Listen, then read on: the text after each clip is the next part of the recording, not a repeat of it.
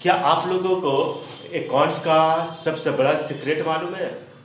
पूरे संसार में जितनी भी बिजनेस है, ट्रांजैक्शन जो होता है, चाहे 10 रुपया समोसा का हो या 10 करोड़ गड्डी का हो, 3 अकाउंट्स के अंदर ही घूमते रहता है। और इस 3 अकाउंट से ही हम लोग जर्नल एंट्रीज बिजनेस का कंपनी का पास करते हैं, जिसमें डेबिट और क्रेडिट करना रहता है, जो अक्सर स्टूडेंट को डेबिट और क्रेडिट करने में कंफ्यूजन होता है। इसके लिए आपको हम ट्रेडिशनल अप्रोच मेथड लाए हैं, जिसको गोल्डन रूल्स बोलते हैं। जैसे टाइप्स ऑफ अकाउंट्स है, personal account, one over personal account, इसके अंदर आता है natural personal account, artificial personal account और रिप्रेजेंटेटिव पर्सनल अकाउंट। ये तीनों को अगर हम मिला देते हैं तो पर्सनल अकाउंट बन जाता है। इम्पर्सनल अकाउंट्स, रियल अकाउंट्स और नॉमिनल अकाउंट्स। 3 अकाउंट जो बोले हैं तो ज़्यादातर ये बताया जाता है पर्सनल अकाउंट्स, रियल अकाउंट्स और नॉमिनल अकाउंट्स, ये बताया जाता है। अगर देखा जाए तो दो ही होता है, पर्सनल और इम्पर्सनल, इसमें दो डिवाइड किया गया। अब रहेंगे कि नेचुरल पर्सनल अकाउंट में कौन सा आइटम आएगा, इस आर्टिफिशियल में कौन सा आइटम, रिप्रेजेंटेटिव में कौन सा, रियल में कौन सा, नॉमिनल में कौन सा। ये पूरे से ही हमारा पूरा बिजनेस खड़ा है और इस पूरे से ही हमारा बिजनेस चलता है। इसी बेसिस पे जनरल टेस्ट पास होता है, अकाउंट बनता है, फाइनेंस पॉइंट जितने भी बनता है।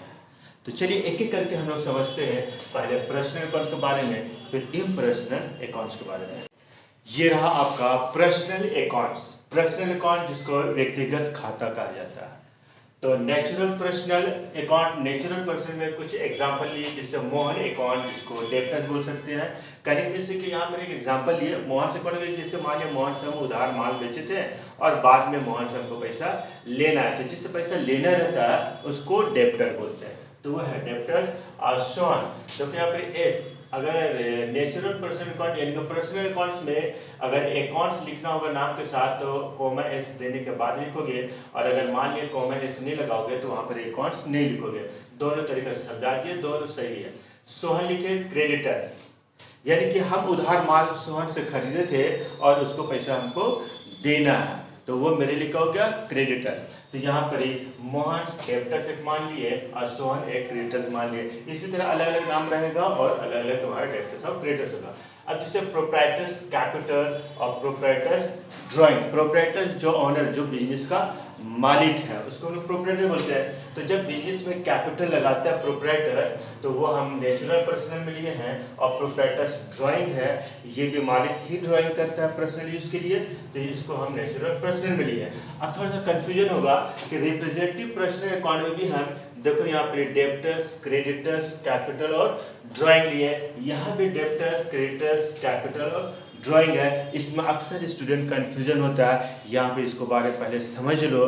कुछ राइटर सीबीएसई बोर्ड का जो बुक्स होते हैं और जैक बोर्ड का जो कुछ राइटर जो बुक होते हैं, सब अपना अलग अलग तरीक़ा से समझाए हैं। तो यहाँ पर समझोगे ज़्यादातर सीबीएसई बोर्ड का बुक का जितने भी राइटर्स है उसमें ज़्यादातर तुमको मिलेगा कैपिटल और ड्राइंग को नेचुरल पर्सनल अकाउंट में डाला हुआ, क्योंकि यहाँ पर ये देखता है कि कैपिटल कौन लगाया, मालिक लगाया। तो भैया यहाँ पर ये मालिक कैपिटल लगाया है और ड्राइंग कौन करता है, मालिक करता है। और मालिक का एक जीता जागता इंसान है जो नेचुरल पर्सनल है, इसलिए इसको सीबीएसई बोर्ड के जितने भी ज़्यादातर राइटर्स हैं हम लोग कैपिटल को नेचुरल और ड्राइंग को नेचुरल पर्सनल मान के बनाता है। और कुछ राइटर है कि कैपिटल यानी कि कैपिटल मालिक का नाम को रिप्रेजेंट करता है। ये समझाता है कि कैपिटल जो वर्ड है ये मालिक के नाम को रिप्रेजेंट कर रहा है, इसलिए इसको रिप्रेजेंटेटिव पर्सनल अकाउंट में डाल दिया गया है। ड्राइंग को भी रिप्रेजेंटेटिव पर्सनल अकाउंट्स में डालेगा। डेब्टर्स क्रेडिटर्स यहाँ पर इसलिए डाला गया है कि ये रिप्रेजेंटेटिव होता है कि एक रिप्रेजेंट करता है ग्रुप बेसिस पे, यानी कि डेब्टर्स हो गया कि बहुत सारे डेब्टर्स है जिसका हमको नाम नहीं मालूम है, तो ये रिप्रेजेंट कर रहा है डेब्टर्स का नाम से, इसलिए इसको रिप्रेजेंटेटिव में डाला गया। और क्रेडिटर्स, बहुत से क्रेडिटर्स है जिसका नाम नहीं मालूम है, उसको हमको पैसा देना है, तो उसको रिप्रेजेंटेटिव मान लिया गया है। और यहाँ पर डेब्टर्स इसलिए माना गया है कि इंडिविजुअल, कोई मोहन शोहन से पैसा लेना, गीता से लेना, कोई एक इंडिविजुअल इंसान से लेना है, इसलिए यहाँ पर डेब्टर्स को नेचुरल पर्सनल माना गया है और क्रेडिटर्स को भी नेचुरल पर्सनल माना गया है। लेकिन ये ग्रुप बेसिस पे क्रेडिटर्स और डेब्टर्स जिसका नाम नहीं मालूम है। तो सबका अलग अलग समझाने का तरीका है। तो जो जिस राइटर का बुक पढ़ रहे हैं उस राइटर में अगर रिप्रेजेंटिव में डाला है तो एग्ज़ाम में आएगा तो भाई उसी राइटर के हिसाब से अपना डिकोड करोगे ऑब्जेक्टिव में। और जो सीबीएसई बोर्ड का पढ़ रहा है तो अगर उसका नेचुरल में कैपिटल ड्राइंग है तो वो फिर नेचुरल के हिसाब से ही डिकोड करोगे। दोनों का समझाने का अलग अलग तरीका है। यहाँ पर हम दोनों के एक्सप्लेन कर दिए हैं, कन्फ्यूजन में मत रहोगे क्योंकि सीबीएसई बोर्ड का भी। इसके बाद देखो ये हो गया यहाँ पर। इसके बाद जो से अब आ जाते हैं हम लोग, ये दोनों को समझा दिया। आर्टिफिशियल पर्सनल अकाउंट में आता है जैसे जियो कंपनी हो गया, हॉस्पिटल हो गया, क्लब हो गया, बैंक हो गया, स्कूल हो गया, कॉलेज हो गया, इन सभी लोग भी अपने अकाउंट्स मेंटेन करता है। इसको आर्टिफिशियल बोलते हैं, आर्टिफिशियल में डाला गया है। और रिप्रेजेंटेटिव पर्सन में और भी आता है जैसे outstanding expenses, prepaid expenses, accrued income, received advance income और स्टैंडिंग एक्सपेंसेस और इनकम मेरा नॉमिनल अकाउंट्स में आता है। लेकिन यहाँ पर ये एक्सपेंसेस इनकम को क्यों डाला गया? नॉमिनल अकाउंट में एक्सपेंसेस होता है कि जैसे सैलरी स्टाफ का महीना पूर गया, तुरंत कैश उसको सैलरी पेमेंट कर दिया तो हमारा नॉमिनल अकाउंट्स का एक्सपेंसेस हो जाता है। लेकिन जिसका सैलरी रोक करके बाद में देंगे, 4, 5, 8, 10 स्टाफ लोग का सैलरी रोके हुए हैं तो वो हमारा आउटस्टैंडिंग एक्सपेंसेस हो जाता है, आउटस्टैंडिंग सैलरी हो जाता है। तो ये रिप्रेजेंट कर रहा है आउटस्टैंडिंग सैलरी के बारे में, आउटस्टैंडिंग एक्सपेंसेस के बारे में, इसलिए इसको रिप्रेजेंटेटिव पर्सनल अकाउंट में डाला गया है।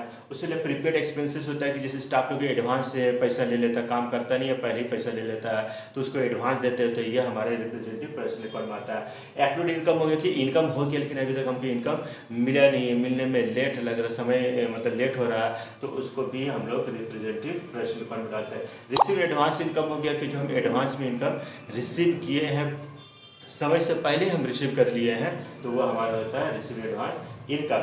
तो receive advance accrued outstanding representative आता और केवल salary, wages, rent payment, rent receive, interest receive वो हमारा नॉमिनल अकाउंट्स को होता है। तो फिलहाल आपको पर्सनल अकाउंट्स के बारे में यहाँ पे समझ में आ गया होगा और इसी का आधार पे हम लोग जनरल एंट्रीज पास करेंगे जो हमारे ये डेबिट द रिसीवर और क्रेडिट द गिवर है, इसके हिसाब से एंट्री हम आपको समझाएंगे, फुल एंट्री। अब हम लोग आते हैं इम्पर्सनल अकाउंट्स में।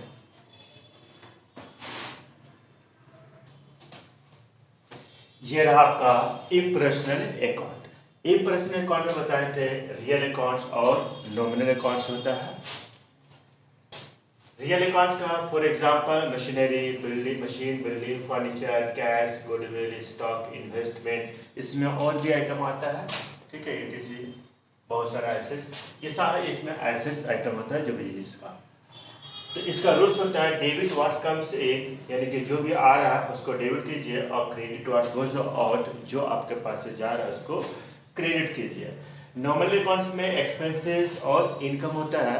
एक्सपेंसेस आइटम जैसे सैलरी पेड, स्टाफ लोग काम कर रहा है, सैलरी पेमेंट कर रहे हो, कमीशन पे अलाउ कर रहे हो या कमीशन पेड लिखा हुआ मिलेगा, ये अलाउ मिलेगा, एक्सपेंसेस होता है। वेजेस पेड लिखा हुआ है, रेंट पेड दिया हुआ है, या गुड्स जो हम लोग परचेज करते हैं ये भी क्या हमारा एक्सपेंसेस है, ये सारा एक्सपेंसेस आइटम है। इनकम जैसे रेंट रिसीव कर रहे हैं, मेरे पास रेंट का पैसा आ रहा है, कमीशन रिसीव कर रहे हैं, इंटरेस्ट रिसीव कर रहे हैं, गुड्स सेल किए तो पैसा आया तो इसको हम लोग इनकम मानते हैं। अब जैसे सैलरी पेड, यहाँ जैसे लिखे रेंट पेड, यानी कि रेंट रिसीव है, यानी rent paid expenses, rent receive income. ये कहता है क्या, debit rules, debit the all expenses and losses, जितने भी एक्सपेंस और लॉस हो रहा है सबको डेबिट कीजिए, और credit the all income and gain, जितना भी इनकम और गेन या प्रॉफिट हो रहा है उसको क्रेडिट कीजिए। यानी कि अगर इसे सैलरी पेड किया तो सैलरी के नाम से मिल कर हुआ एक्सपेंसेस, तो सैलरी को डेबिट कर दो। कमीशन पेड किए तो कमीशन को डेबिट कर दो। रेंट रिसीव किए तो इनकम हो गया तो रेंट को क्रेडिट कर दो। कमीशन रिसीव किए, इनकम हो गया, कमीशन को क्रेडिट कर दो। ये हम जनरल एंट्रीज जब बनाएंगे वहाँ पे डेबिट क्रेडिट सिखाएंगे। अभी तो हम ट्रेडिशनल अप्रोच मेथड से जो उसका 3 अकाउंट्स है उसके बारे में एग्जांपल दे करके और उसका रूल्स को समझा रहे हैं यहाँ पर ही, और इसी रूल्स के आधार पर ही जनरल एंट्रीज पास करेंगे।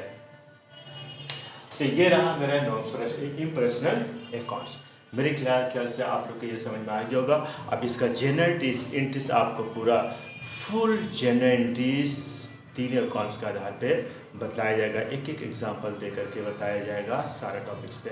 जो इससे पहले हम आपको जो नेचुरल पर्सन अकाउंट और रिप्रेजेंटेटिव पर्सन अकाउंट्स के बारे में बताए हैं कि अलग अलग राइटर में अलग लिखा है, तो याद रखो जो राइटर जो पढ़ रहे हो उसी राइटर के हिसाब से आंसर दोगे, लेकिन दोनों राइटर का समझाने का जो है सो उसका अपना अलग अलग तरीका है, अलग अलग तरीका से समझा करके वहाँ पर ही कैपिटल और ड्राइंग को कोई नेचुरल में और कोई रिप्रेजेंटेटिव में डाला। हाँ, एग्ज़ाम में अगर मान ली लॉन्ग क्वेश्चन आ गया कैपिटल ड्राइंग के बारे में थ्योरिकल लिखने के लिए, तो तुम्हें नेचुरल और रिप्रेजेंटेटिव के नाम से मत डालना, केवल पर्सनल अकाउंट्स लिख दोगे और पर्सनल अकाउंट के हिसाब से कैपिटल ड्राइंग को बारे में लिख सकते हो। इसमें आपका गलती कटेगा भी नहीं मार्क्स, पूरा 100% मार्क्स मिलेगा, क्योंकि आप हेडिंग क्या दियो, पर्सनल अकाउंट्स। इस चीज़ पे ध्यान रखिएगा। और ऑब्जेक्टिव आएगा तो अपना राइटर के हिसाब से देख लोगे। तो हम दोनों समझा देते थे, नेचुरल पर्सन और रिप्रेजेंटेटिव पर्सन के बारे में समझा देते थे, दोनों अपना अलग अलग तरीका है समझाने का। जैसे मान लो कि ये पेन है, सॉरी एक एग्जांपल दे रहे हैं, बस 1 मिनट लगेगा। जैसे ये स्केच पेन है और ये डॉट पेन है, अगर हम बोलेंगे कि डॉट पेन एक्सेस पेन के नीचे, डॉट पेन जो है मार्कर पेन के नीचे है, तो हम बोले कि मार्कर पेन के नीचे डॉट पेन है, ये बोल सकते हैं। या फिर हम बोल सकते हैं डॉट पेन के ऊपर मार्कर है तो दोनों एक ही जगह पे। बस समझाने का वही तरीका, रिप्रेजेंटेटिव पर्सन और नेचुरल पर्सन अकाउंट का अलग अलग राइटर का समझाने का यही तरीका है। तो या तो बोलो इसके मार्कर पेन के नीचे डॉट पेन है या डॉट पेन के ऊपर मार्कर है, तो एक ही जगह पे ना, बस समझाने का दोनों तरीका अलग अलग है। पूरा डिटेल्स उसको समझाते हैं। बस मेरे चैनल को सब्सक्राइब करो और कमेंट करो, आपको अकाउंट्स को एकदम ईजी में समझा देंगे, और अकाउंट का मास्टर नहीं बना दिए तब बोलोगे कि हाँ अकाउंट्स का। पर्सनल अकाउंट्स, रियल अकाउंट्स और नॉमिनल अकाउंट्स के बारे में जो हम आपको एग्जाम्पल बेसिस पे डिटेल से समझाए हैं और उसका रूल्स, अब उसका हम एग्जाम्पल लेकर के यहाँ पर ही 3 अकाउंट्स का जनरलिटीज बता रहे हैं। यहाँ पे जनरलिटीज का कॉलम फॉर्मेट नहीं बनाए हैं, बस यहाँ पे डेबिट क्रेडिट पहले सिखला रहे हैं। जैसे यहाँ पे क्वेश्चन लिया, गुड्स परचेज फ्रॉम मोहन से 10,000 रुपीज़ का गुड्स परचेज किए और ये उधार में खरीदे। अगर उधार का पहचान, कैश का पहचान नहीं मालूम है तो आपको हम उधार का पहचान, कैश का पहचान नेक्स्ट वीडियो में बता देंगे, अभी फिलहाल इस पर ध्यान दो। तो मोहन से गुड्स परचेज किए उधार में, तो मेरे पास परचेज किया तो क्या हुआ, एक्सपेंसेस, और एक्सपेंसेस में क्या, नॉमिनल अकाउंट, और नॉमिनल अकाउंट बोलता है एक्सपेंसेस को डेबिट कीजिए, इसलिए परचेज अकाउंट डेबिट, डेबिट। और मोहन से हम गुड्स परचेज किए हैं तो मोहन हमको गुड्स दिया, मोहन क्या हो गया, गिवर, और गिवर हमारा आ गया नेचुरल पर्सनल अकाउंट्स में, और रूल्स बोलता है कि गिवर को क्रेडिट कीजिए, इसलिए मोहन को क्रेडिट किए। यहाँ पे समझने के लिए लिख दिए हैं कि परचेज मेरा नॉमिनल अकाउंट्स है और ये एक्सपेंसेस है, इसलिए डेबिट हुआ, एक्सपेंस हुआ। मोहन हमारा गिवर है और ये नेचुरल पर्सनल अकाउंट में था, और ये मेरा क्या है, क्रेडिटर्स है, क्योंकि हमको मोहन को पैसा देना है। तो आपको समझ में आ गया होगा। अब जैसे second question, goods sold to Geeta, Geeta को हम गुड्स सेल किए उधार में, तो मेरे पास से गुड्स जा रहा है, किसी पास जा रहा है, गीता, गीता क्या है, रिसीवर, और गीता का किस में आएगा, नेचुरल पर्सनल अकाउंट में, तो गीता रिसीवर है और रिसीवर को बोलता है डेबिट कीजिए, इसलिए गीता को डेबिट करेंगे। फर्स्ट में जो आइटम लिखा गया था याद रखोगे, डेबिट आइटम लिखा था। अब मेरे पास से गुड्स सेल किए तो पैसा आएगा, आज ना कल तो आएगा ही, उधार बेचे हैं तो मेरा क्या हो गया, इनकम, और इनकम मेरा नॉमिनल अकाउंट्स होता है, और इनकम को नॉमिनल अकाउंट बोलता है कि क्रेडिट कीजिए, इसलिए to sales account, nominal accounts, income.